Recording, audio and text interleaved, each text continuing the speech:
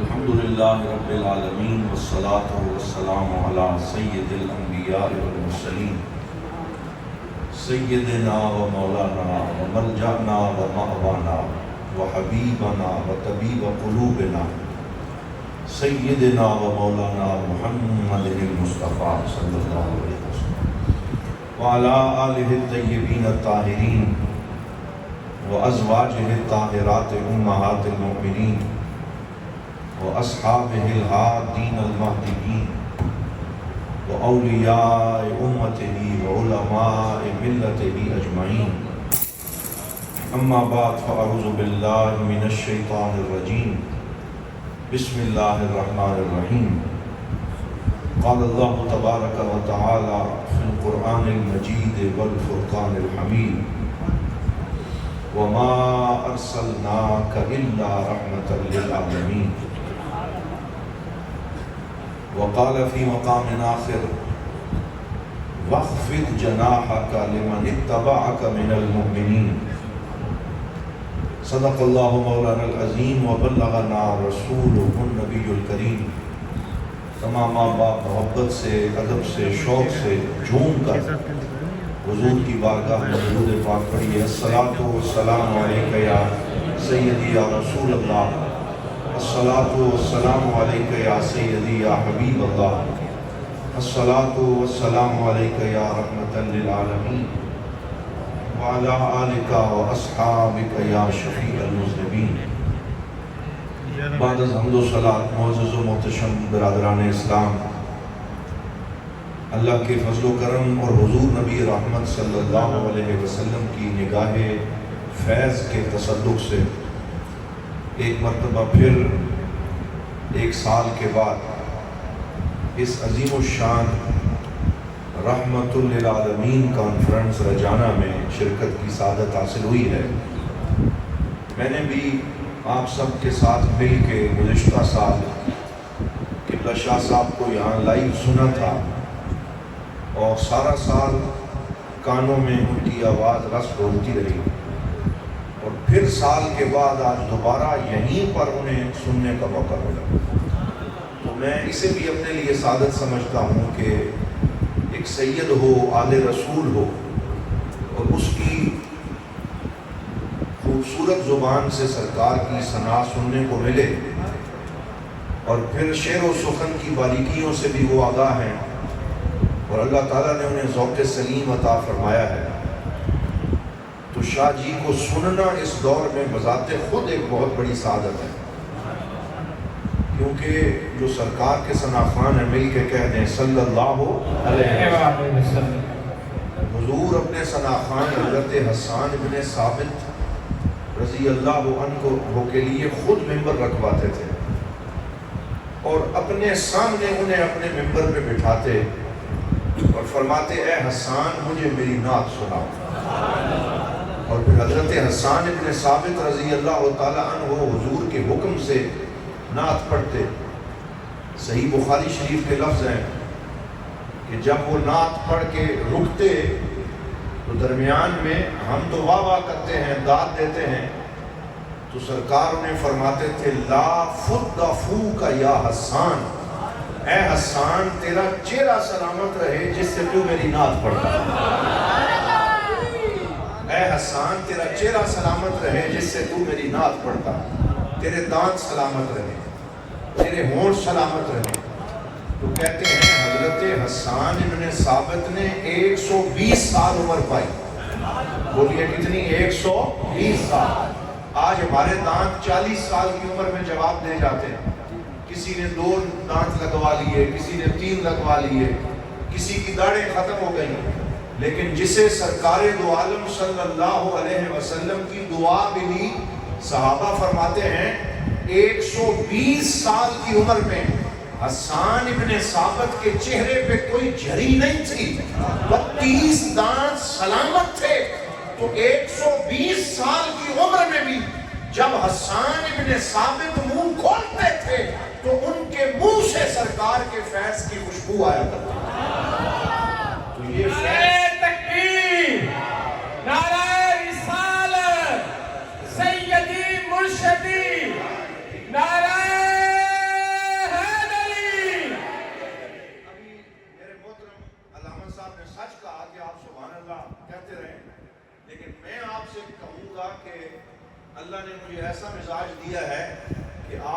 سبحان اللہ نہیں بھی کہیں گے تو میں انشاءاللہ پوری تقریر پھر بھی آپ کو سناؤں گا. آپ نے اپنے ذوق کے لیے کہنی ہے, مجھے اس کی ضرورت نہیں ہے. آپ کو خود اس کی ضرورت ہے کہ آپ اپنی زبان کو جو ہے وہ پاکیزہ رکھیں اور بدعت حضور کی کرتے رہیں. تو حضور کی نعت پڑھنا بہت بڑی سعادت ہے. اور آج کے اس پروگرام میں حضرت علامہ رضا الدین صدیقی علیہ الرحمہ کا ایصال ثواب بھی ہے. تو پہلے آپ نے سر کے ساتھ نعت سنی, تو اب آئیے چند شعر نثر میں سنیں, کیونکہ ان کو ایصال ثواب بھی ہو جائے اور حضور کی بدعت بھی ہو جائے اور آپ کو پتہ چلے کہ نعت ہوتی کیا ہے. آج کل بڑے بڑے عجیب و غریب قسم کے لوگ بھی اس میدان میں آ گئے. وہ کہتے ہیں لگیاں نے موجاں تو لائی رکھی سونے, وہ اسے بھی نعت سمجھتے ہیں. یہ نعت نہیں ہے. نعت اپنی بات کرنے کا نام نہیں ہے, نعت مدینے والے کی بات کرنے کا نام ہے. نعت اپنی تعریف کرنے کا نام نہیں ہے, نعت سرکار کا قصیدہ کہنے کا نام ہے. تو علامہ رضا الدین صدیقی رحمۃ اللہ علیہ جو ایک بہت عظیم عالم دین تھے, سچے صوفی تھے, حضور ضیاء الامت جسٹس پیر محمد کرم شاہ الازہری رحمۃ اللہ علیہ کے مرید صادق تھے, چشتی ذوق کے حامل تھے. اللہ تعالیٰ نے انہیں بڑی خاصیتیں عطا فرمائیں. تو انہوں نے ایک نعت لکھی, بہت سی لکھی, لیکن یہ نعت ان کی امر ہو گئی. اور میں اکثر کہتا ہوں کہ اگر صدیقی صاحب کچھ بھی نہ پیچھے چھوڑ کے جاتے, ان کی یہ ایک نعت بھی ان کی بخشش کے لیے کافی ہے. انہوں نے کیا لکھا؟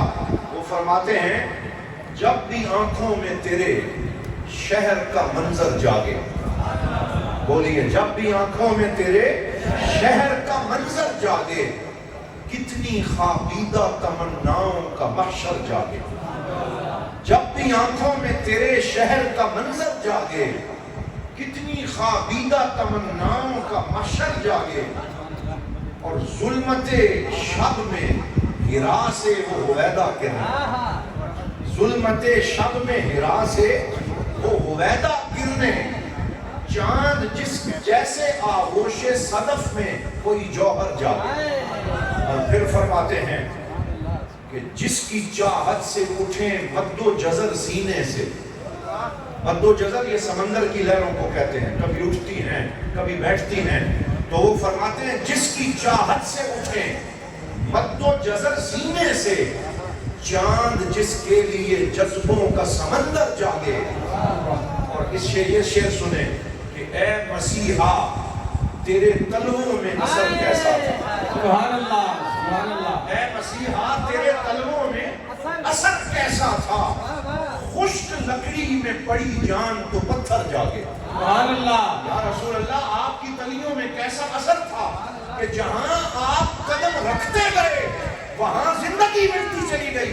میں نے پچھلے سال بھی آپ کو پیر کرم شاہ صاحب کا وہ بھائیا سنایا تھا جو اکثر آپ پڑھ پڑھ کے رویا کرتے تھے کہ جتھے ماہی پب رکھدا جتھے اگدا سرودا بولتا. سبحان اللہ, سبحان اللہ. جتھے ماہی پب رکھدا جتھے اگدا سرودا بولتا. تو صدیقی صاحب فرماتے ہیں اے مسیحا تیرے تلووں میں اثر کیسا تھا, خشک لکڑی میں پڑی جان تو پتھر جاگے. اور شعر سنیے, کس بلا کی وہ ریاضت تھی کہ خود رب نے کہا. کس بلا کی وہ ریاضت تھی کہ خود رب نے کہا, میرے محبوب تو کیوں رات کو اکثر جاگے. یا ایھا المزمل قم اللیل الا قلیلا نصفہ او انقص منہ قلیلا او زد علیہ ورتل القرآن ترتیلا. کس بلا کی وہ ریاضت تھی کہ خود رب نے کہا, میرے محبوب تو کیوں رات کو اکثر جاگے, اور لمحہ بھر بھی تو انہیں غفلت و نسیان نہیں. یہ حضور کی شان ہے کہ ہم بھول جاتے ہیں, ہمارے اوپر نیند طاری ہوتی ہے, اور جب ہم سوتے ہیں ہمیں کسی شے کا پتہ نہیں چلتا. لیکن میرے اور آپ کے پیارے آقا فرماتے ہیں ان عینی تنامان ولا ینام قلبی. فرمایا مجھ محمد کی آنکھیں سوتی ہیں, میرا دل جاگ رہا ہوتا ہے. تو فرمایا لمحہ بھر بھی تو انہیں غفلت و نسیان نہ تھا. آنکھ سو جائے مگر قلب منور جاگے. آنکھ سو جائے مگر قلب منور جاگے. کے قافلہ سالار کا پیغام ہے، بدر کے قافلہ سالار کا پیغام ہے یہ، بدر کے قافلہ سالار کا پیغام ہے یہ، ہم سفر سوئے تو نگرانی کو راہ پر جاگے، بدر کے قافلہ سالار کا پیغام ہے یہ، ہم سفر سوئے تو نگرانی کو راہ پر جاگے، مست آنکھیں رضا مازاغ کے کجلے والی، مست آنکھیں رضا مازاغ کے کجلے والی، گر میری سمت بھی اٹھیں تو مقدر۔ نعرہ تکبیر، رجانہ والوں جاگ کے نعرہ رسالت، نعرہ حیدری۔ ڈاکٹر صاحب آپ کے پاس تقریباً 8 گھنٹے کی مسافت کے بعد یہاں پہ پہنچے ہیں، کتنے حشاش بیٹھے ہیں اور آپ حضور کا میلاد سننے کے لیے بےتاب بیٹھے ہیں۔ نعرہ رسالت۔ کیا فرمایا؟ یہ پوری نعت لکھنے کے بعد حضور سے مانگ رہے، مست آنکھیں رضا مازاغ کے کجلے والی، گر میری سمت بھی اٹھیں تو مقدر جاگے۔ تو یہ میں نے ان کی وہ نعت آپ کی خدمت میں پیش کی ہے، کیونکہ آج ہم رضا الدین صدیقی صاحب کو سلام محبت پیش کر رہے ہیں۔ وہ ایسا درویش جس میں کوئی تکلف نہ تھا، وہ ایسا شخص جس میں کوئی بناوٹ نہ تھی، جو بولتا تھا تو منہ سے موتی رولتا تھا، جس کی گفتگو سے مردہ دل جاگ اٹھتے تھے۔ حضرت صدیقی صاحب کی میں کیا کیا آپ کو باتیں سناؤں، صرف 1-2 باتیں شروع میں عرض کر کے، اور یہ ساری بھی حضور کی باتیں ہیں۔ ایک دفعہ صدیقی صاحب ہمارے پاس بیرا شریف میں آئے، تو کیونکہ وہ بیرا شریف میں پڑے تھے اور زندگی کے 9 سال انہوں نے وہاں اپنے شیخ کریم کے قدموں میں گزارے، تو وہاں آتے تھے تو پھر بڑے پلنگ بن کے آتے تھے، تو وہاں دربار شریف میں بیٹھے ہوئے تھے، تو ان کا پرانا ایک ہم سبق جو استاد تھا اس وقت دارالعلوم میں، انہوں نے صدیقی صاحب کو چھیڑنے کے لیے ایک رکا لکھا جس میں عربی کی ایک مشکل عبارت لکھی، اور ایک طالب علم سے کہا جاؤ صدیقی صاحب بیٹھے ہیں اور انہیں جا کے یہ دو اور انہیں کہو کہ مجھے اس کی ترکیب کر دیں۔ ترکیب اسے کہتے ہیں کہ سمجھائیں کہ اس عبارت کا گرامیٹیکلی اس کو کیسے پڑھنا ہے۔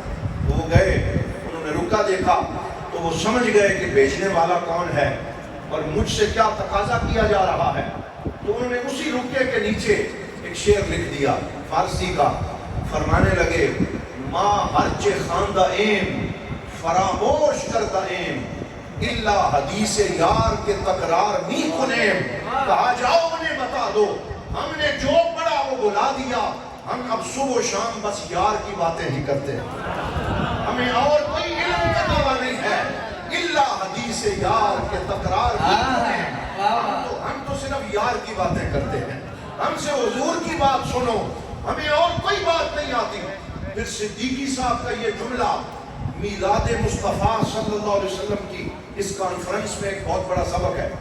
آپ اکثر اپنے خطاب میں کہا کرتے تھے کہ ڈاکٹر برہان احمد فاروقی رحمت اللہ علیہ جو کراچی سے تھے اور بہت سی یونیورسٹیوں میں انہوں نے پڑھایا اور البرہان کے نام سے انہوں نے کتاب بھی لکھی، بہت بڑے اسکالر تھے، ان کا جملہ صدیقی صاحب ہمیں سناتے تھے۔ وہ فرماتے تھے کہ لوگوں یاد رکھو جو مدینے والے سے جڑتے ہیں وہ امت بنتے ہیں، جو مدینے والے سے جڑتے ہیں وہ امت بنتے ہیں، اور جو اس سے نیچے جڑتے ہیں وہ فرقہ بنتے ہیں۔ آپ بات سمجھیں، جو حضور سے جڑے وہ امت بنتا ہے اور جو سرکار سے نیچے آ کے جڑے وہ فرقہ بنتا ہے۔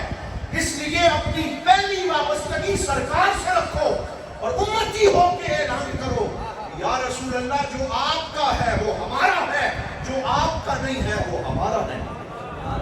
بہت سادہ سا ہے اپنا اصول زندگی کوثر، جو ان سے بے تعلق ہو ہمارا ہو نہیں سکتا۔ کہا جو حضور سے جڑے امت بنتی ہے۔ تو آج میں یہی پیغام آپ کو دینا چاہتا ہوں کہ یہ اچھا اب میں عرض کروں گا، میرے بھائی ہیں صدیقی صاحب کہ آپ بھی بیٹھ جائیں، سارے بیٹھ جائیں تاکہ بات آگے بڑھے، اور اس سلسلے یہ بھی آپ کی محبتیں ہیں، اللہ آپ سلامت رکھے، تو تاکہ گفتگو جاری رہے اس طرح، پھر اللہ تعالیٰ سلامت رکھے۔ تو میں یہ عرض کر رہا ہوں کہ امت تب بنتی ہے جب رسول اللہ سے جڑے اور اس سے نیچے مراد یہ ہے کہ حضور کی ذات کو نہ دیکھا جائے، صرف صحابہ کرام، صرف اہل بیت اطہار، ان سے وابستگی مشروط ہے کہ پہلی وابستگی رسول اللہ سے ہے، اور پھر جس کی نسبت رسول اللہ سے ہے ہم ان کے غلام ہیں۔ مولا علی کی نسبت کس سے ہے؟ کہو رسول اللہ سے۔ سیدہ فاطمہ کی نسبت کس سے ہے؟ رسول اللہ سے۔ حسن و حسین کی نسبت کس سے ہے؟ رسول اللہ سے۔ ابو بکر و عمر کی نسبت کس سے ہے؟ میرے آقا سے۔ عثمان و علی کی نسبت کس سے ہے؟ حضور سے ہے۔ جو حضور کا ہو گیا امت اس کی ہو گئی۔ نعرہ رسالت، نعرہ رسالت۔ حضرات محترم، یہ جو آج کل فرقہ بنیاں ہیں، یہ جو گروپنگ ہے، کوئی کہتا ہے میں فلاں کا زیادہ ہوں، کوئی کہتا ہے میں فلاں کا زیادہ ہوں، تو صدیقی صاحب کا یہ جملہ مجھے بڑا اچھا لگتا ہے۔ انہوں نے کہا حضور کے ہو جاؤ دنیا تمہاری ہو جائے، حضور کے ہو جاؤ دنیا تمہاری ہو جائے گی۔ سرکار سے جو مانگنا ہے مانگو، وہاں سے سب کچھ ملتا چلا جائے۔ تو حضرات محترم، آئیے اس رحمت عالم کانفرنس میں حضور کی رحمت کی باتیں کریں۔ سرکار کی چند باتیں میں آپ سے چھیڑوں گا اور آپ کو مدینہ پاک کے اس خطے میں لیا چلتا ہوں، اور سرکار کے دور کی کچھ باتیں کرتے ہیں۔ ایک بڑی مشہور حدیث جس سے سرکار کی رحمت کا پتہ چلتا ہے، حضور کا ایک غلام جس کا نام حضرت ظاہر ہے، بولیے نام کیا ہے؟ حضرت ظاہر۔ یہ دیہات میں رہتا تھا اور سارا ہفتہ سرکار کے لیے سبزیاں جمع کرتا، اچھی اچھی کدو شریف، دیگر سبزیاں جو میرے آقا کو پسند تھی، شہد جمع کرتے، اور یہ حضرت ظاہر سرکار دو عالم کے لیے دیسی گھی جمع کرتے، تحفے جمع کرتے۔ پھر جب ہفتہ گزرتا وہ گٹھری اپنے کندھے پہ رکھتے، اپنے دیہات سے مدینے کی طرف سفر کرتے، خیال مصطفیٰ میں قدم اٹھاتے اٹھاتے مسجد نبوی میں پہنچتے، حضور کے قدموں میں حاضر ہوتے، سرکار کے قدموں کا بوسہ لیتے۔ یا رسول اللہ، آپ کا غلام حاضر ہے، خالی ہاتھ نہیں آیا، سبزیاں لے کے آیا، گھی لے کے آیا، شہد لے کے آیا، تحفے لے کے آیا۔ حضور اپنے غلام ظاہر کو دیکھتے، سرکار فرماتے انت بادیتنا ونحن حاضروکا، اے ظاہر تم ہمارے دیہاتی ہو، ہم تمہارے شہری ہیں۔ تم ہمارے دیہاتی ہو، ہم تمہارے شہری ہیں۔ اور سرکار ان سے بڑا مزاح فرماتے۔ وہ حضرت ظاہر حضور سے لاڈ بھی کرتے، کبھی کبھی ایسے کرتے، پہلے حضور کو تحفہ دے جاتے، اگلے ہفتے آتے، یا رسول اللہ وہ پچھلی دفعہ جو میں چیزیں دے گیا تھا ان کے پیسے آپ نے ابھی نہیں دیے۔ حضور مسکرا کے مدینے کی کھجوریں بھی دیتے، پیسے بھی دیتے، کبھی تحفہ دیتا، کبھی حضور سے پیسے لیتا، کبھی محبت کا اظہار کرتا، میرے آقا کی بلائیں لیتا، سرکار اس کی باتیں سن کے خوش ہوتے۔ پھر ایک دن وہ آیا، ظاہر کا مقدر جاگ اٹھا، سویا ہوا نصیب بیدار ہوا، وہ مدینے کے بازار میں ریڑی لگا کے سبزیاں بیچ رہا ہے۔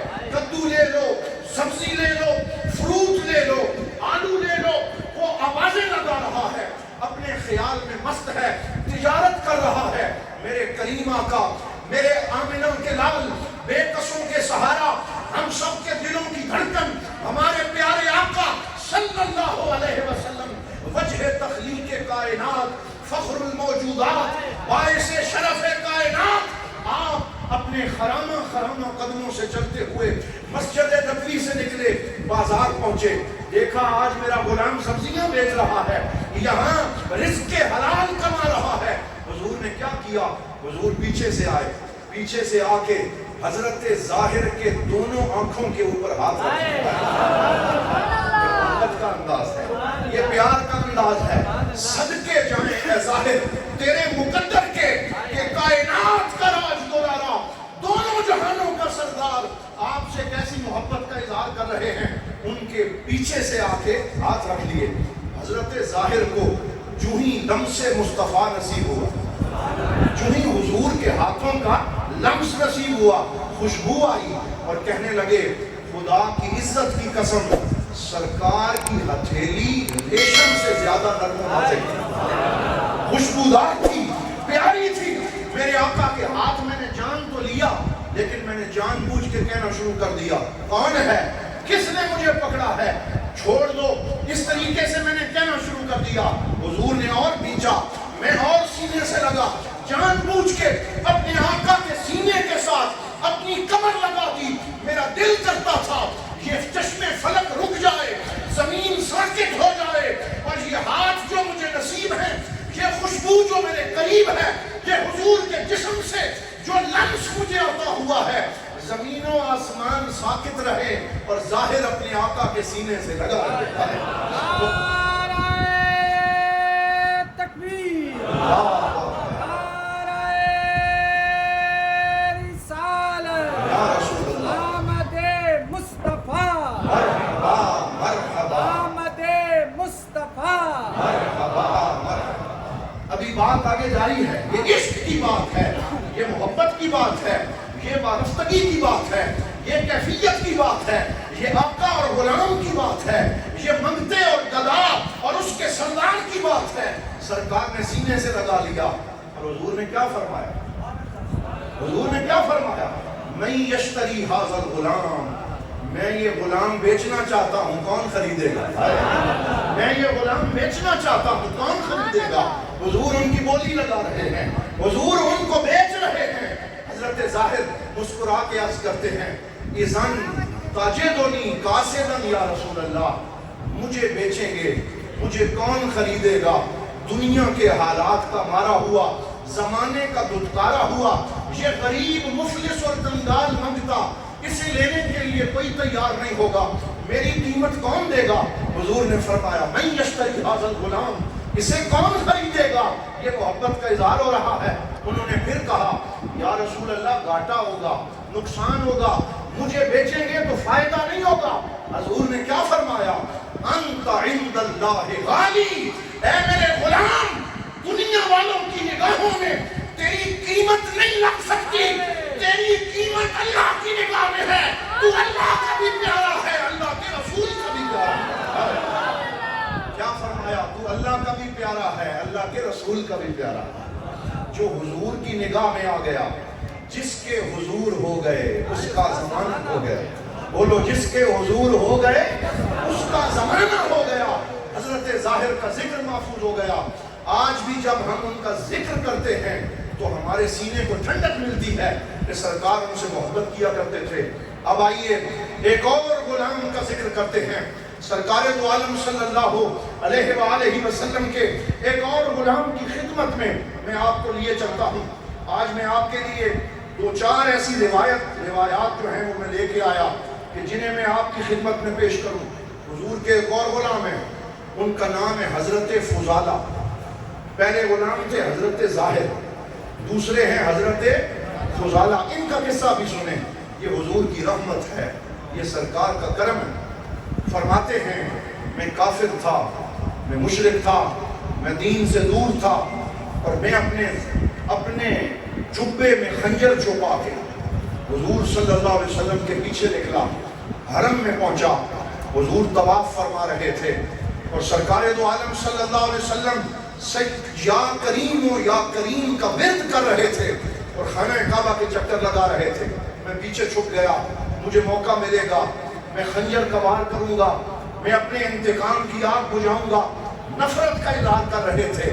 اتنے میں دلوں کے راز جاننے والے نبی, دلوں کے راز جاننے والے نبی جنہیں اللہ نے غیب کی خبریں عطا فرمائی ہیں, سرکار نے پیچھے مڑ کے دیکھا اور حضرت فضالہ سے فرمایا, بما تحدثو کا نفسو کا یا فضالہ, اے فضالہ تیرا دل تجھے کیا باتیں کر رہا ہے, تو اپنے دل میں کیا پلاننگ کر رہا ہے, کیا منصوبہ بندی کر رہا ہے.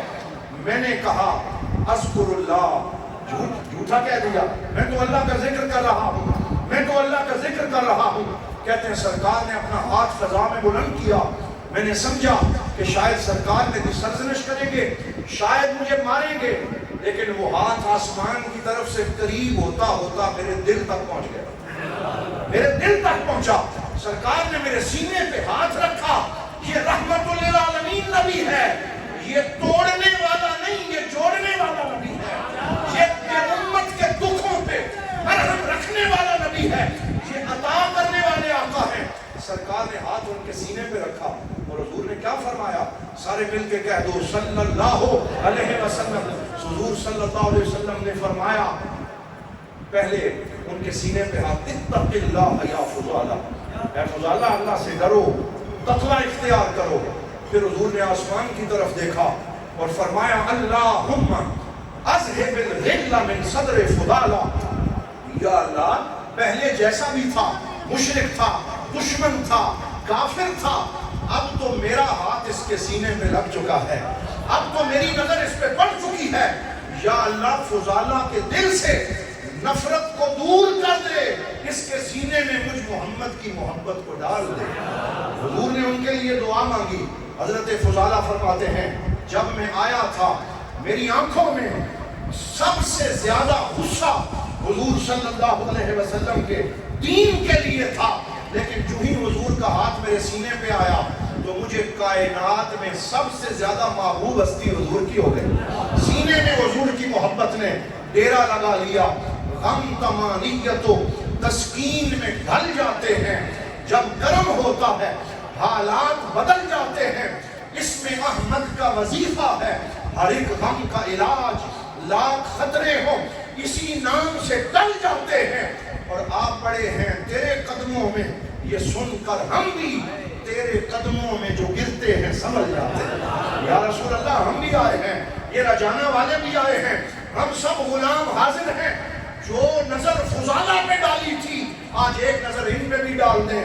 یا رسول اللہ ہمارے سینے کو بھی جگمگا دیں، وہ رنگ کے جامی پہ رومی پہ چڑھایا تھا، اس رنگ کی ایک رنگت ہم پہ بھی چڑھا جانا۔ آؤ میلاد کا آغاز ہے، ربیع الاول شروع ہو رہا ہے، حضور سے حضور کی محبت مانگ لیں، سرکار کا عشق مانگ لیں، ربیع الاول کی تیاری کر لیں، اپنے گھروں کو سجا لیں، گلیوں میں چراغاں کر لیں، اپنے سینے کو درود کی محبت سے سجا لیں۔ میلاد آ رہا ہے، اس میلاد میں پہلے سے زیادہ گھر بھی چمکیں گے، دل بھی چمکیں گے، چہرے بھی چمکیں گے۔ اللہ، نعرہ تکبیر، نعرہ رسالت، آمد مصطفیٰ، آمد مصطفیٰ۔ حضرات محترم، ایک اور قصے کی طرف آپ کو لیے چلتا ہوں۔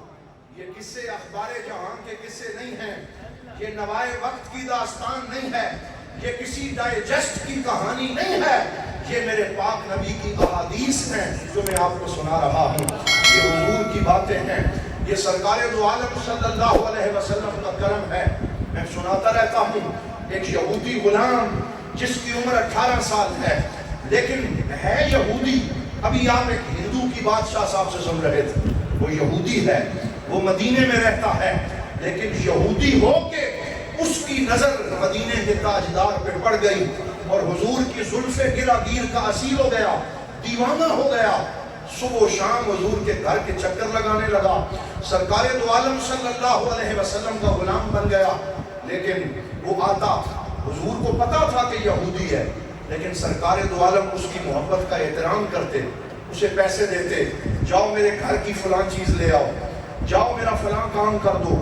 وہ دوڑتا ہوا جاتا، حضور کی خدمت کرتا، سرکار کی دہلیز پہ حاضر رہتا۔ پھر وہ بیمار ہو گیا اور اتنا بیمار ہوا کہ جوانی میں چارپائی سے لگ گیا، اور عشق مصطفیٰ صلی اللہ علیہ وسلم کا وہ اس کو ایسا شوق لگا کہ چارپائی سے لگ گیا۔ حضور کو پتا چلا، سرکار دو عالم صلی اللہ علیہ وسلم اس کی تیمارداری کرنے کے لیے اس یہودی کے گھر پہنچ گیا، دروازے پہ دستک دی اور حضور نے اندر سے اس کا والد آیا۔ جب اس نے دیکھا کہ اندر بیٹا آخری سانسیں لے رہا ہے اور دروازے پہ مسیحا آ گئے، دروازے پہ علاج کرنے والے آ گئے ہیں، دروازہ کھول دیا، حضور اس کے سرانے جا کے بیٹھے، اس کا سر اپنی گود میں رکھا اور سرکار دو عالم صلی اللہ علیہ وآلہ وسلم نے اسے فرمایا آخری وقت ہے، تو بیمار ہے، آنا کلمہ پڑھ کے میرے غلاموں میں شامل ہو جا، آنا میرا بن جا، میں قیامت کے دن تیری شفاعت کروں گا، تجھے جنت میں اپنے ساتھ لے کے جاؤں گا۔ وہ کبھی حضور کو دیکھتا، کبھی اپنے باپ کو دیکھتا، پھر حضور کو دیکھتا، پھر اجازت لینے والی آنکھوں سے اپنے باپ کو دیکھتا، تو اس کے باپ کی آنکھوں سے آنسو جاری ہو گئے اور اس نے کہا اطع ابا القاسم، اے میرے بیٹے یہ ابو القاسم صلی اللہ علیہ وآلہ وسلم جو کہتے ہیں مان لو، میں تمہیں اجازت دیتا ہوں. تو اس نے پڑھا اشہد ان لا الہ الا اللہ واشہد ان محمد رسول اللہ، کلمہ پڑھا، حضور کی غلامی میں آیا، سرکار دو عالم صلی اللہ علیہ وسلم کی محبت اسے نصیب ہوئی. پھر حضور کی گود میں ہی اس کی روح قفس انصری سے پرواز کر گئی، اس دنیا سے چلا گیا. حضور کی آنکھوں سے آنسوؤں کی جھڑی لگ گئی اور سرکار نے فرمایا الحمدللہ الذی انقذہ بی من النار.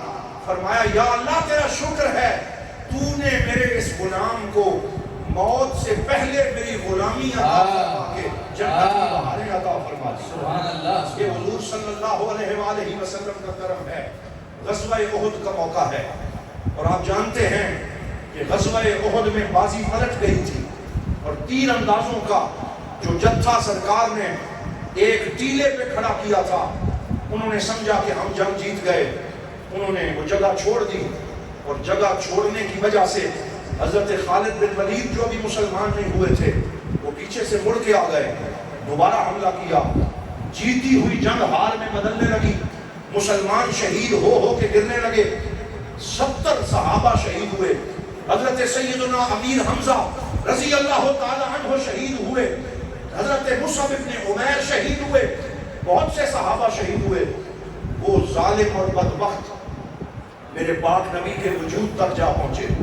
حضور کے لوہے کا خود جو ہیلمٹ حضور نے پہن رکھا تھا اس پہ تلوار ماری، یہاں سے وہ سرکار کے رخسار مبارک کے اندر چلا گیا. دندان مبارک شہید ہوئے، رخسار مبارک سے خون بہنے لگا اور صحابہ کرام حضور صلی اللہ علیہ وسلم کے چہرے سے اسے نکالنے کی کوشش کرنے لگے. بڑا مشکل وقت تھا. مشہور کر دیا کچھ لوگوں نے کہ حضور شہید کر دیے گئے. سراسیمگی پھیل گئی، خوف پھیل گیا، ہر طرف بھگدڑ مچ گئی. اتنی دیر میں حضور صلی اللہ علیہ وسلم سے کچھ صحابہ نے عرض کیا یا رسول اللہ اب تو دعا کے لیے ہاتھ کھڑے کریں اور ان ظالموں کے لیے بد دعا کریں تاکہ یہ نیست و نابود ہو جائیں، انہوں نے آپ کو بڑی تکلیف دی ہے. تو حضور صلی اللہ علیہ وسلم نے اپنے ہاتھ فضا میں بلند کیے. صحابہ فرماتے ہیں ہمیں یقین ہو گیا کہ اب چند ہی لمحوں میں یہ کفار بسم ہو جائیں گے، زمین میں دسا دیے جائیں گے. لیکن رحمت للعالمین نبی صلی اللہ علیہ وسلم جب ہاتھ بلند کیے تو زبان سے کیا نکلا؟ اللہم اہد قومی فإنہم لا یعلمون. یا اللہ میری قوم کو ہدایت عطا فرما، یہ نہیں جانتے. میں ان کو تباہ نہیں کرنا چاہتا، میں ان کو مارنا نہیں چاہتا، میں ان کو تیری غلامی عطا کرنا چاہتا ہوں، میں ان کو بندگی کے راستے پہ ڈالنا چاہتا ہوں، میں ان کو جہنم سے نکال کے جنت میں لانا چاہتا ہوں. یہ حضور کی رحمت ہے جو آج بھی گناہگاروں کو پکار رہی ہے. یہ سرکار کی رحمت ہے جو بھٹکے ہوئوں کو آواز دے رہی ہے. یہ حضور کی رحمت ہے جو ہم سب کو ندا لگا رہی ہے. لوگوں مدینے کی طرف توجہ کرنا ہمارا کام ہے اور سرکار کی نظر کرم عطا ہونا یہ حضور کا کام ہے. اس لیے حضور صلی اللہ علیہ وسلم کی رحمت کی ان باتوں کو سنتے چلیں. حضور کے غلام ہیں، ان کا نام ہے حضرت طفیل ابن عمر الدوسی. بولیے کیا نام ہے؟ طفیل ابن عمر الدوسی. یہ قبیلہ دوس اس کے یہ سردار تھے. حضور صلی اللہ علیہ وسلم کے پاس حاضر ہوئے، ایمان لائے، نعمت ایمان ان کو میسر آئی. کچھ دن حضور کے پاس قیام کیا، نماز سیکھی، اخلاق سیکھا، کردار بہتر کیا، حضور کے سچے غلام بنے. پھر حضور سے اجازت لی. وہ میرا قبیلہ بڑے ظالم لوگ ہیں، بدبخت ہیں، بد نصیب ہیں، بتوں کی پوجا کرتے ہیں، مجھے اجازت دیں، میں وہاں جاؤں گا، میں ان کو تبلیغ کروں گا، آپ کی غلامی کی دعوت دوں گا. حضور نے دعا کی جاؤ انہیں میرا پیغام پہنچاؤ. بڑا لمبا سفر تھا. جب جانے لگے تو حضرت طفیل ابن عمر الدوسی نے حضور سے عرض کیا اجعل لی علامہ، یا رسول اللہ مجھے کوئی نشانی تو عطا فرمائے نا، میں جاؤں وہ مجھ سے پوچھیں کیا نشانی ہے کہ وہ اللہ کے سچے رسول ہیں، مجھے کوئی نشانی عطا فرمائیں. تو سرکار دو عالم صلی اللہ علیہ وآلہ وسلم نے ان کے ماتھے پہ ہاتھ لگایا، فرمایا یہ تیری نشانی ہے. تو کہتے ہیں ماتھے پہ سورج چمکنا شروع ہو گیا. ماتھے پہ نور کی لاٹیں نکلنا شروع ہو گئی. جاؤ یہ تیری نشانی ہے. وہ جانے لگے. پھر پیچھے بڑھائے. یا رسول اللہ میں جاؤں گا, وہ میرے ماتھے پہ سفیدی دیکھیں گے, کہیں یہ نہ سمجھیں کہ مجھے برس کی بیماری لگ گئی, کوئی اور نشانی عطا فرمائیں, وہ کہیں غلط فہمی میں مبتلا نہ ہو جائیں. حضور نے فرمایا جاؤ چھڑی اٹھا کے لاؤ. ایک عصا لے کے آئے. سرکار دو عالم صلی اللہ علیہ وسلم نے اس پہ ہاتھ پھیرا تو وہ نور جو ماتھے میں تھا وہ اس عصا میں منتقل ہو گیا, اور وہ عصا ایک لائٹ کی طرح جلنے لگا. فرمایا یہ تیری نشانی ہے, جا لے جا اپنی قوم کے پاس. حضرت طفیل ابن عمر الدوسی چلے گئے. 10 سال تک اپنی قوم میں قیام کیا, انہیں دعوت دیتے رہے, تبلیغ کرتے رہے. لیکن 10 سال کی تبلیغ سے کتنے بندے مسلمان ہوئے؟ نہ بیوی مسلمان, نہ والد مسلمان, نہ بیٹا مسلمان, نہ قبیلہ مسلمان. 10 سال میں ایک بندہ تیار ہوا, اور اس کا نام حضرت سیدنا ابو ہریرہ رضی اللہ تعالیٰ عنہ. وہ ان کے قبیلے کے تھے, انہیں لے کے آئے. پھر حضور سے عرض کیا یا رسول اللہ پہلے آپ مکہ میں تھے, دعا کروائی تھی, جا کے انہیں نشانی دکھائی, کوئی مسلمان نہیں ہوا, اب ان پہ بد دعا کریں. انہوں نے آپ کی دعوت کو تسلیم نہیں کیا, ان پہ بد دعا کریں, وہ نیست و نابود ہو جائیں. میرے آقا صلی اللہ علیہ وسلم نے ہاتھ اٹھائے. حضرت ابو ہریرہ فرماتے ہیں میں ڈر گیا کہ اب میرے قبیلے والوں کی خیر نہیں ہے. لیکن سرکار نے کیا فرمایا؟ اللہم اہد دوس واہدنی بہم. فرمایا یا اللہ دوس کو ہدایت عطا فرما اور ان سب کو میرے قدموں میں پہنچا. کہتے ہیں غزوہ خیبر کا موقع تھا, حضور خیبر کے گیٹ کے سامنے کھڑے تھے, گرد کا ایک طوفان اٹھا. ہم نے سمجھا یہ کیا ہو گیا؟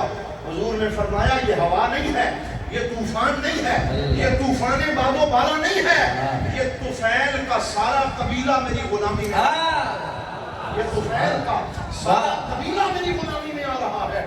وہ سارا قبیلہ آیا اور سارا قبیلہ آ کے غلام ہوا, اور حضور صلی اللہ علیہ وسلم کی بارگاہ میں حاضر ہو گیا. حضرت محترم اسی طرح ایک دو آخری روایات میں مزید عرض کروں گا.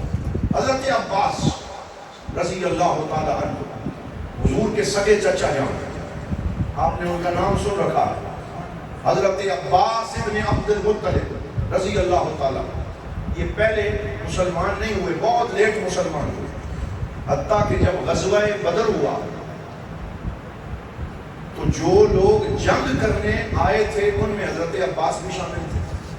حضور سے جو جنگ کرنے آئے اپنے قبیلے والوں کی دوستی سنگت میں وہ آ گئے, ساتھ تھے, قیدی بن گئے, بیڑیوں میں جکڑ دیا گیا, ہاتھوں کو باندھ دیا گیا, اور ہاتھ باندھ کے آگے ایک دیوار سے باندھے گئے, اور ساتھ ہی ایک حجرے میں حضور آرام فرماتے. جب رات ہوئی نا اور آرام کا وقت آیا, صحابہ سو گئے, حضرت عباس ان رسیوں کی وجہ سے کرا رہے تھے, تکلیف تھی, درد تھا, اور حضور کروٹیں بدل رہے تھے, چین نہیں تھا, آرام نہیں تھا. تو صحابہ نے عرض کیا یا رسول اللہ آپ سوتے نہیں ہیں, کیا وجہ ہے؟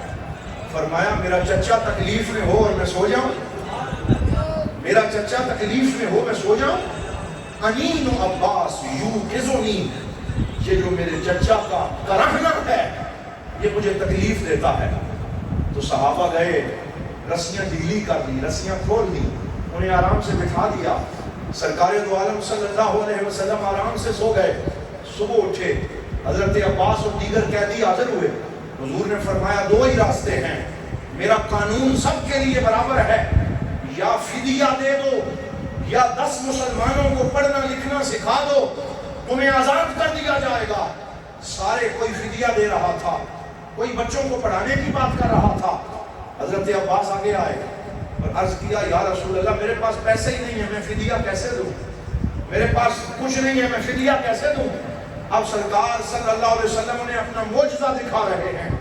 حضور نے حضرت عباس سے مسکرا کے فرمایا چچا جان آپ فرما رہے ہیں کہ پیسے نہیں ہیں, گھر سے آتے ہوئے اپنی بیوی اور میری چچی حضرت ام الفضل کو آپ نے جو سونا دیا تھا اور کہا تھا فلاں بکسے میں نیچے چھپا دو, میں محمد مدینے میں بیٹھ کے تمہاری امت کو چیزیں دیکھ رہا تھا, وہ میری نگاہ سے پوشیدہ نہیں ہے, میں بیٹھا مدینے میں تھا، منظر مکہ کا دیکھ رہا تھا، سرکار دو عالم صلی اللہ علیہ وسلم حضرت عباس حیران رہ گئے، پھر وہ فدیہ پیش کیا، پھر آزاد ہوئے، پھر واپس مکہ گئے، اور چند سالوں کے بعد کلمہ طیبہ پڑھتے ہوئے اپنے بھتیجے اور اپنے پاک نبی کے سچے غلام بن گئے اور اسلام میں داخل ہو گئے۔ یہ حضور صلی اللہ علیہ وآلہ وسلم کی رحمت کا منظر ہے۔ ایک اور شخص جو بدبخت تھا، اس کا نام تھا عبداللہ بن ابی بن سلول، یہ منافق تھا، یہ سرکار دو عالم صلی اللہ علیہ وسلم کو تکلیف دینے کا کوئی موقع ضائع نہیں کرتا تھا، ہر جگہ حضور کو تکلیف، حتیٰ کہ بنو قینقاع یہ یہودی قبیلہ تھا، سرکار دو عالم صلی اللہ علیہ وسلم نے اس قبیلے کو گھیرا اور ان سے جنگ کرنے کے لیے پہنچے، تو عبداللہ بن ابی بن سلول جو دشمن تھا وہ آ گیا، اس نے کہا میرے اس قبیلے والے سے بڑے اچھے تعلقات ہیں، تجارت ہے، اے محمد صلی اللہ علیہ وسلم انہیں چھوڑ دیں، واپس چلے جائیں۔ حضور نے فرمایا جاؤ، تم دشمن اسلام ہو، میں تم سے بات نہیں کرتا۔ وہ آگے بڑھا، میرے پاک نبی کا گریبان پکڑا اور حضور صلی اللہ علیہ وسلم سے پھر زور سے کہنے لگا کہ آپ یہاں سے چلے جائیں۔ حضور صلی اللہ علیہ وسلم نے اسے موقع دیا، اپنی رحمت کا اظہار کیا اور کہا جاؤ، اس دفعہ تمہارے لیے چھوڑتا ہوں، شاید تم باز آ جاؤ، شاید اسلام کی طرف آ جاؤ۔ اس نے پھر دشمنی جاری رکھی، پھر منافقت جاری رکھی، حتیٰ کہ قرآن کی آیتیں اس کے خلاف نازل ہوئی، لیکن جب اس کا آخری وقت آیا، ساری زندگی دشمنی کرنے والے کو مرنے سے پہلے یہ پتا تھا کہ حضور سچے نبی ہیں اور ان کی بخشش کے بغیر میرا کوئی آسرا نہیں ہے، اپنے بیٹے کو بھیجا اور کہنے لگا جاؤ حضور سے کہو کہ مجھے اپنی قمیص دے دیں تاکہ مجھے اس کے اندر کفن دیا جائے۔ وہ گئے، وہ اسلام لا چکے تھے ان کے بیٹے، کہنے لگے میرا باپ منافق ہے، دشمن ہے، لیکن آپ کی قمیض مانگ رہا ہے، مہربانی فرمائیں۔ حضور صلی اللہ علیہ وسلم رحمت للعالمین، اللہ نے آپ کو اختیار عطا فرمایا، لیکن ایک بندے کا دل بدلنے کے لیے قمیض عطا فرما دی، فرمایا جاؤ اگر میری قمیض سے اس کا کچھ بنتا ہے تو وہ دے دو، وہ دے دو۔ لے کے چلے گئے، حضرت سیدنا عمر فاروق رضی اللہ تعالیٰ عنہ وہاں موجود تھے۔ تھوڑی دیر کے بعد خبر آئی وہ بدبخت واصل جہنم ہو گیا، مر گیا، اب اس کا آخری وقت ہے، اور وہ اس نے وصیت کی ہے کہ میرا جنازہ جو ہے وہ حضرت محمد صلی اللہ علیہ وسلم پڑھائیں۔ ان کا بیٹا پھر آیا، جنازے کے لیے آ جائیں، میرا باپ وصیت کر کے گیا، قمیض بھی مانگی، جنازے کا بھی کہا، حضور اٹھ کے چل پڑے، میں جنازہ پڑھاتا ہوں۔ حضرت عمر فاروق قدموں میں گر گئے، یا رسول اللہ کس کے جنازے پہ جا رہے ہیں؟ فلاں موقع پہ دشمنی کی، فلاں موقع پہ بیر ڈالا، اس کے بارے میں قرآن کی آیتیں نازل ہوئی، آپ اس کا جنازہ پڑھانے جا رہے ہیں۔ حضور نے فرمایا جنازہ استغفار ہوتا ہے، میں اس کے لیے استغفار کروں گا، شاید اللہ اسے بخش دے، اس کی آخرت اچھی ہو جائے۔ فوراً قرآن کی آیت نازل ہو گئی، استغفر لہم او لا تستغفر لہم ان تستغفر لہم 70 مرۃ فلن یغفر اللہ لہم۔ فرمایا اے میرے حبیب، چاہے آپ اس کے لیے استغفار کریں، چاہے استغفار نہ کریں، وہ آپ کا دشمن ہے، اور جو آپ کا دشمن ہے آپ چاہے معاف کر بھی دیں، عرش کا مالک آپ کو معاف نہیں کر سکتا۔ عرش کا مالک آپ کی ناموس کا تحفظ کرنے والا ہے، ہم آپ کے دشمن کو معاف نہیں کریں گے، اسے نیست و نابود کریں گے۔ ان شانئک هو الابتر، بے شک آپ کا دشمن بے نام و نشان ہے اور وہ بدبخت ہے۔ حضور کا کرم دیکھیں، یہ روایت میں بخاری سے پڑھ رہا ہوں، سرکار صلی اللہ علیہ وسلم نے فرمایا کہ اللہ نے 70 مرتبہ استغفار کا کہا ہے نا، کہ اگر آپ 70 مرتبہ بھی استغفار کر لیں تو ہم اسے نہیں بخشیں گے۔ فرمایا میں 70 سے زیادہ مرتبہ کر لیتا ہوں، میں 70 سے زیادہ مرتبہ کر لیتا ہوں، شاید اس کا کچھ بن جائے۔ لیکن پھر قرآن کی واضح آیت آ گئی اور اس آیت سے منافقوں کا کلا کما ہو گیا، اور قیامت تک کے لیے جو منافق ہے، جو دشمن ہے، جو اسلام پہ حملہ کرنے والا ہے، اس کے بارے میں فیصلہ آ گیا۔ وہ کیا فیصلہ آیا؟ لا تصلی علی احد مات ابدا ولا تقم علی قبرہ۔ اے میرے حبیب، یہ جو آپ کے دشمن ہیں ان کا جنازہ پڑھانے کی آپ کو اجازت نہیں ہے، آپ ان کی قبر پہ کھڑے نہ ہوں، آپ ان کے لیے استغفار نہ فرمائیں. حضور سراپا رحمت ہیں, حضور سراپا شفقت ہیں. حضرات محترم, میرے آقا صلی اللہ علیہ وسلم کے چچا جان حضرت ابو طالب, جنہوں نے سرکار کی کفالت فرمائی, آپ نے حضور سے محبت کا اظہار کیا. میں ان کی صرف ایک بات یہاں عرض کرنا چاہتا ہوں, کتنا پیار کیا, کتنی محبت کی, کس قدر سرکار دو عالم صلی اللہ علیہ وسلم کے ساتھ وہ شفیق تھے. ان کے 10 بیٹے تھے. کتنے بیٹے تھے بولیے؟ 10. اور 11ویں حضور صلی اللہ علیہ وسلم ان کے پاس تھے. اکثر لوگ نہیں بتاتے کہ 6 سال کی عمر میں حضور کی والدہ کا وصال ہوا, سیدہ آمنہ سلام اللہ علیہ. تو 6 سال سے لے کے 8 سال تک یہ 2 سال کس نے کفالت کی؟ بولیے حضرت عبد المطلب. بولیے کس نے؟ حضرت عبد المطلب, آپ کے دادا جان کفالت فرمائی. اور ایک ہستی کا نام نہیں لیا جاتا, ان کا نام ہے سیدہ فاطمہ بنت عمر. اللہ اکبر. سیدہ فاطمہ بنت عمر, یہ حضور کی سگی دادی جان ہے. اللہ. یہ حضرت عبد المطلب کی زوجہ ہے, اور یہ حضرت عبداللہ کی والدہ ہیں. یہ حضرت سیدہ آمنہ کی ساس ہیں. بولیے کون؟ حضرت فاطمہ. بولو کون؟ حضرت فاطمہ بنت عمر. اور یہ وہ ہیں کہ جو سرکار دو عالم صلی اللہ علیہ وسلم سے محبت کرتی, ان کی کفالت کرتی, ان کا خیال رکھتی, اپنی گود میں حضور کو بٹھاتی. اور جب سرکار دو عالم کا 8 سال عمر ہوئی اور آپ کے دادا جان کا وصال ہو گیا, تو یہی دادی حضرت فاطمہ بنت عمر رضی اللہ تعالی عنہا حضور کو لے کے انگلی سے پکڑ کے حضرت ابو طالب کے پاس پہنچی. اور حضرت ابو طالب کی زوجہ کا نام کیا تھا؟ یہ بھی آپ کو پتا ہونا چاہیے, یہ چیزیں یاد کریں. حضرت ابو طالب کی زوجہ کا نام تھا سیدہ فاطمہ بنت اسد. دادی کا نام بھی فاطمہ ہے, چاچی کا نام بھی فاطمہ ہے. وہ فاطمہ بنت عمر ہیں, یہ فاطمہ بنت اسد ہیں, یہ حضرت ابو طالب کی زوجہ ہیں. اور ان کے پاس چلے گئے. 10 بیٹے تھے.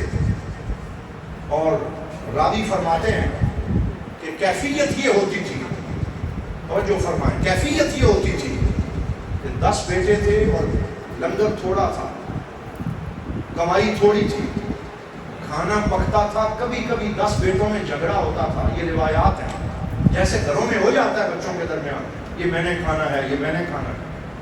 جس دن سے سرکار حضرت ابو طالب کے گھر میں آئے تو جو کھانا پکتا تھا سارے گھر والوں کو پورا ہو جاتا تھا. اس میں اللہ نے برکت ڈال دی, اور اتنی برکت ڈالی کہ وہ بچ جاتا, ارد گرد تقسیم کیا جاتا. حضرت ابو طالب کے لیے ایک گدا لگایا جاتا. اس گدے پہ حضرت سیدنا ابو طالب خود بیٹھتے تھے, اور کسی بیٹے کو بیٹھنے کی اجازت نہیں تھی, اور کوئی بیٹا وہاں بیٹھ نہیں سکتا تھا. پھر کیا ہوا کہ جب سرکار آئے تو جب تک حضور تشریف نہیں لاتے تھے حضرت ابو طالب کھانا شروع نہیں, انہیں اپنے ساتھ بٹھاتے, پھر اپنے بچوں کو سامنے بٹھاتے, پھر کھانا شروع کیا جاتا. اتنا پیار حضرت ابو طالب نے اپنے بھتیجے سے کیا کہ جس کی کوئی مثال نہیں ملتی. اس وجہ سے میں دوستوں سے یہ کہتا ہوں کہ جو لوگ حضرت ابو طالب کے ایمان کی رٹ لگاتے ہیں اور جھگڑے کرتے ہیں اور طرح طرح کے فتوے لگاتے ہیں اور یہ غلط باتیں کرتے ہیں, میرے پیر و مرشد حضرت پیر کرم شاہ الازہری رحمت اللہ علیہ فرمایا کرتے تھے, لوگوں حضرت ابو طالب کی وفا دیکھو, ان کی خدمت دیکھو, سرکار دو عالم صلی اللہ علیہ وسلم کی پروٹیکشن اور حفاظت میں ان کا کردار دیکھو. ان کے بارے میں کوئی غلط جملہ نہ کہا کرو, زبانیں بند رکھا کرو, کیونکہ حضرت ابو طالب سے اللہ نے جو کام لیا وہ کام قیامت تک کے لیے ان کا شملہ اونچا کرتا رہے گا اور ان کی شان کو بلند کرتا رہے گا. حضرت امام ابو زہرہ مصر کے عظیم امام ہیں, انہوں نے ایک حکمت لکھی. وہ کہتے ہیں یہ جو حضرت ابو طالب نے اعلانیہ کلمہ نہیں پڑھا, آخری دم تک اعلانیہ کلمہ نہیں پڑھا, کبھی سوچو اس کی حکمت کیا ہے. اس کی حکمت یہ ہے کہ اگر وہ پہلے دن سے کلمہ پڑھ لیتے تو کفار جو حضرت ابو طالب کے روب کی وجہ سے سرکار کے قریب نہیں آتے تھے, پھر انہوں نے حضرت ابو طالب جب مسلمان ہو جاتے ان کی کوئی پرواہ نہیں کرنی تھی، اور انہوں نے کہنا تھا ان سے بھی ہمارا کوئی تعلق نہیں، یہ مسلمان ہو گئے۔ اللہ تعالیٰ نے ان کے ایمان کو مخفی رکھا اور ان کی یہ ڈیوٹی لگائی کہ وہ سرکار دو عالم صلی اللہ علیہ وسلم کی حفاظت میں اپنا کردار ادا کریں، لہٰذا ان کے بارے میں کوئی غلط جملہ کہنا، بولو یہ کسی مسلمان اور مومن کو زیب دیتا نہیں ہے، ان سے محبت کا اظہار کرو، ان کا احترام کرو۔ اور پھر حضور صلی اللہ علیہ وسلم نے اپنی بیٹی سیدہ طیبہ طاہرہ خاتون جنت حضرت سیدہ فاطمہ الزہرا سلام اللہ علیہا کا نام فاطمہ کیوں رکھا؟ آپ فرماتے ایک اپنی دادی جان کی وجہ سے، ایک اپنی چچی جان کی وجہ سے، کیونکہ ان کا نام فاطمہ ہے تو ان کا نام فاطمہ ہے۔ کیا کہنے حضور صلی اللہ علیہ وسلم نے اپنی چچی حضرت فاطمہ سے محبت کا اظہار یوں کیا کہ اپنی بیٹی کا نام فاطمہ رکھا۔ اور جب گھر میں گوشت پکتا، جب گھر میں کوئی اچھا کھانا پکتا، حضور فرماتے انہیں فواتم میں تقسیم کیا جائے۔ فواتم فاطمہ کی جمع ہے، یعنی جس کا نام فاطمہ ہے اسے یہ کھانا پہنچاؤ، کیونکہ مجھے اپنی بیٹی سے پیار ہے، مجھے اپنی آل سے پیار ہے۔ اور جب سیدہ فاطمہ تشریف لاتی، حضور اپنی بیٹی کے استقبال میں کھڑے ہو جاتے۔ میں اس لیے یہ کہتا ہوں حضور کو سیدہ فاطمہ میں اپنی دادی بھی نظر آتی تھی، اپنی چچی بھی نظر آتی تھی، آپ نے محبت ان کا اظہار کرتے تھے۔ اس طریقے سے سرکار دو عالم صلی اللہ علیہ وسلم کے اس خاندان کی یہ عظمتیں آگے بڑھی۔ پھر میرے آقا صلی اللہ علیہ وآلہ وسلم کی یہ شان دیکھیں، فجر کی نماز پڑھا رہے ہیں، اور فجر کی نماز میں حضور صلی اللہ علیہ وسلم لمبی قرات کرتے تھے۔ حضور کا ذوق تھا، کبھی سورہ بقرہ پڑھ دینی، کبھی آل عمران پڑھ دینی، لمبی لمبی صورتیں پڑھتے اور فجر کی نماز میں لمبی قرات کرتے۔ ایک دن آیا حضور صلی اللہ علیہ وسلم نے قرات کو مختصر کر دیا، حتیٰ کہ 4-5 منٹوں میں فجر کو ختم کر دیا۔ صحابہ نے پوچھا لما تجوزت فی صلاتک یا رسول اللہ، یا رسول اللہ آج نماز کیوں مختصر کر دی؟ یہ رحمت کا عالم ہے۔ فرمایا انی صلیت بالناس فسمعت بکاء الصبی، میں لوگوں کو نماز پڑھانے کے لیے تکبیر تحریمہ کہی، مجھے پیچھے ایک بچے کے رونے کی آواز آئی، مجھے خیال آیا کہ اس کی والدہ میرے پیچھے نماز پڑھ رہی ہے، اور میری لمبی قرات کی وجہ سے اس کا بیٹا پریشان نہ ہو جائے، اس لیے میں نے اپنی نماز کو مختصر کر دیا تاکہ وہ ماں فوراً اپنے بیٹے کے پاس پہنچ جائے۔ یہ حضور کی رحمت ہے۔ ارے جس نبی کا ہم میلاد منا رہے ہیں انہوں نے ہمارا یوں خیال رکھا، اتنی کرم نوازی فرمائی۔ ایک دن سجدہ کیا، 3 دن تک حضور سجدے میں رہے، نمازوں کے وقفے سے پھر سجدے میں، پھر سجدے میں۔ صحابہ کو خوف ہو گیا کہ میرے آقا صلی اللہ علیہ وسلم کو کوئی تکلیف نہ پہنچ جائے۔ یا رسول اللہ کیوں روتے ہیں، کیوں سجدہ کرتے ہیں؟ فرمایا لمبا سجدہ کیا، اپنے رب کے سامنے میں رویا۔ میرے رب نے مجھ سے پوچھا اے میرے حبیب روتے کیوں ہیں؟ میں نے کہا من لامتی بعدی یا اللہ، یا اللہ میرے بعد میری امت کا آسرا کون ہوگا، میری امت کا سہارا کون ہوگا؟ میرے رب نے مجھ سے وعدہ کیا ہے سنردیک فی امتک یا رسول اللہ، اے میرے رسول ہم تجھے تیری امت کے معاملے میں راضی کر دیں گے، ہم آپ کو راضی کر دیں گے۔ تو میں نے پوچھا یا اللہ کیسے راضی کرے گا؟ میرے رب نے مجھ سے وعدہ کیا قیامت کا دن ہوگا، ساری انسانیت کو جمع کیا جائے گا، 120 صفوں میں حضرت آدم سے لے کے قیامت تک سارے لوگوں کو کھڑا کیا جائے گا۔ آج اگر 120 صفیں بنائی جائیں تو زیادہ سے زیادہ 1 لاکھ بندے کو کھڑا کر لیں گے، اس سے زیادہ تو ممکن نہیں ہے۔ یہ اللہ کی قدرت ہے کہ قیامت کے دن 120 صفوں میں ساری خدائی کھڑی ہو جائے گی، ساری انسانیت کھڑی ہو جائے گی۔ تو حضور نے پوچھا یا رسول اللہ اس میں سے میرے کتنے ہوں گے، اس میں سے میرے کتنے ہوں گے؟ فرمایا 40 صفیں 1,24,000 امتیوں کے غلاموں کی ہوں گی، اور 80 صفیں اے میرے حبیب تیرے غلاموں کی، سبحان اللہ، 80 صفیں آپ کے غلاموں کی ہوں گی جو سب سے آخر میں آئے۔ اب کب آئے حضور؟ حضور نے فرمایا کہ فجر سے لے کے عصر تک یہ جو وقت ہے یہ 1,24,000 نبیوں کے غلاموں اور امتیوں کا ہے، فجر سے لے کے عصر تک، اور عصر سے لے کے مغرب تک جو وقت ہے وہ میری امت، یعنی تھوڑا عرصہ ہے ہماری امت کا، لیکن فرمایا اس تھوڑے عرصے میں اللہ تعالیٰ میری امت میں کثیر برکت عطا فرمائے. یہ حضور صلی اللہ علیہ وسلم کی شان ہے. اور آخری حدیث جو میں عرض کرتا ہوں وہ مشہور ہے، حضور کی رحمت کا ایک اور پہلو ہے. وہ تو کسی بچے کے لیے نماز مختصر کی تھی، 2 بچے ایسے تھے جن کے لیے خطبہ مختصر فرما دیا. وہ بچے کون تھے؟ 2 سرخ جبوں میں ملبوس وہ 2 سونے پیارے بیٹے جو مسجد میں داخل ہوئے. وَبَدَعَ يَتَعَسَّرَانِ يَقُومَانِ وَيَسْقُطَانِ، وہ اٹھتے تھے پھر گرتے تھے، پھر اٹھتے تھے پھر گرتے تھے.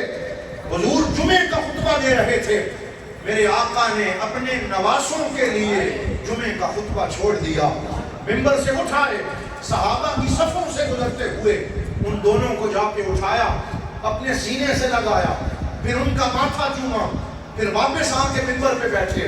ایک طرف حسن کو بٹھایا، دوسری طرف حسین کو بٹھایا، اور پھر فرمایا لوگو میرا رب سچ فرماتا ہے کہ انما اموالکم و اولادکم فتنہ. یہاں فتنے کا وہ معنی نہیں ہے جو ہم کرتے ہیں کہ اللہ تعالیٰ نے اولاد میں اور بیوی بچوں میں آزمائش رکھی. کیا رکھی ہے؟ آزمائش. فرمایا یہی آزمائش ہے کہ میں اللہ کا سچا رسول، میں نبیوں کا سردار، میں اللہ کی عبادت میں مشغول تھا، میں جمعے کا خطبہ دے رہا تھا، لیکن اپنے بیٹوں کا گرنا مجھ سے نہ دیکھا گیا اور ان کا لڑکھڑانا مجھ سے نہ دیکھا گیا. میں اٹھ کے گیا، میں نے ان کو اٹھایا. لوگوں میں اعلان کرتا ہوں جو میرے حسن اور حسین سے پیار کرے گا میرا رب اس سے پیار کرے گا. اللہ رب العزت نے اور اللہ کے پاک نبی نے اپنے پاک نبی کے نواسوں سے محبت کا اظہار کیا. یہ حضور کی رحمت ہے. حضرات محترم، ہم ہر سال اس رحمت کا اظہار کرنے کے لیے جمع ہوتے ہیں. ہم ہر سال میلاد کا استقبال کرنے کے لیے جمع ہوتے ہیں. اور میں فروغ نعت کونسل کے تمام عہدیداران کو مبارکباد پیش کرتا ہوں کہ ہر سال وہ جس محبت سے، جس خوبصورت اسلوب سے اس محفل کو سجاتے ہیں، یہ انہی کو زیبا ہے. سلیکشن، کلام، ثنا خوان، پھر جس طریقے سے ان کو سنتے ہیں. مجھے بہت جگہ جانے کا اتفاق ہوتا ہے، لیکن جو ذوق فروغ نعت کونسل والوں کے پاس بیٹھ کے ملتا ہے وہ کہیں کم ہی نصیب ہوتا ہے. تو یہ اللہ کا خاص کرم ہے جو آپ کے اس رجانہ پہ ہے، اس فروغ نعت کونسل پہ ہے. بزرگوں کی دعائیں آپ کے ساتھ ہیں اور اللہ تعالیٰ کی محبتیں آپ کے ساتھ ہیں. یہ قافلہ عشق و مستی اسی طرح آگے بڑھتا رہے. میں پہلے دوستوں سے بتا رہا تھا کہ آج اتنا لمبا سفر تھا. آج صبح 11:30 سے 12:30 1 گھنٹہ مظفر آباد آزاد کشمیر کے ایک مارکی ہے، وہاں پہ علماء و مشائخ کنونشن سے خطاب تھا. 12:30 جب وہاں سے نکلنے لگے دوست کہنے لگے سفر بڑا لمبا ہے، پہنچنا بڑا دشوار ہے. میں نے کہا پہنچنا بڑا دشوار ہے لیکن دل بڑا بے قرار ہے. دل بڑا بے قرار ہے. کیوں؟ کیونکہ وہاں حضور صلی اللہ علیہ وسلم کی نعت سننی، وہاں محبتوں کا اظہار کرنا ہے. جو وعدے ہیں وہ نبھانے ہیں. اللہ تعالیٰ نے توفیق عطا فرمائی اور ہم خیر سے یہاں پہنچے. اور اس محفل میں تھکاوٹ کے باوجود چند گزارشات جو میں پیش کر سکا وہ آپ کی خدمت میں پیش کی. سیرت کی باتیں، سرکار کی باتیں، حضور کے کردار کی باتیں، سرکار کی محبت کی باتیں. اور آخر میں یہ کہنا چاہوں گا کہ میلاد منائیں لیکن اس کے ساتھ ساتھ مسجدوں کو مزید آباد رکھیں، نمازوں کی پابندی فرمائیں، اپنے اخلاق کو اچھا رکھیں. کہیں ایسا نہ ہو کہ میلاد ہم مناتے رہیں لیکن ہمارے اخلاق سے خلق محمدی ریفلیکٹ نہ ہو اور اس کا عکس لوگوں کو نصیب نہ ہو تو پھر یہ اچھا نہیں ہوگا. اس لیے میلاد منانے کا سب سے خوبصورت انداز یہ ہے کہ گھروں میں حضور پہ درود پڑھا جائے، سرکار دو عالم صلی اللہ علیہ وسلم کے محاسن کا ذکر کیا جائے، سیرت کی محافل سجائی جائیں. میں ہر دفعہ آپ کو یہ سجیشن دے کے جاتا ہوں، یہ سبق یاد کرواتا ہوں کہ جب آپ ربیع الاول کے جلسے کریں بے شک کثرت سے کریں لیکن اس میں جو علماء آئیں پہلے سے ان کو موضوعات دیں اور انہیں کہیں آپ نے ہمیں حضور کا بچپن بتانا ہے، آپ نے ہمیں حضور کی جوانی بتانی ہے، آپ نے ہمیں حضور کی اولاد کے بارے میں بتانا ہے، آپ نے سرکار کے شمائل بیان کرنے ہیں، آپ نے حضور کی تعلیمات اور اخلاق پہ بات کرنی ہے۔ اس طریقے سے آپ محافل کو منعقد کریں کہ جو نوجوان نسل آپ کے ساتھ بیٹھے وہ جلسہ بھی سنیں اور انہیں سرکار کی سیرت کا سبق بھی ملتا جائے، اور جب ربیع الاول ختم ہو سرکار کی سیرت کا بیان اس جلسے کے اندر ہو جائے۔ اس کا اہتمام ضرور کریں تاکہ ہماری مجالس جو ہیں وہ حضور کے درود اور سیرت سے نکھرتی چلی جائیں۔ اسی دعا کے ساتھ میں اپنی گفتگو کو سمیٹتا ہوں کہ اللہ رب العزت ہم سب کو اپنے کریم آقا صلی اللہ علیہ وآلہ وسلم کے دربار گہربار کی حاضری عطا فرمائے۔ وآخر دعوانا ان الحمدللہ۔ حضرات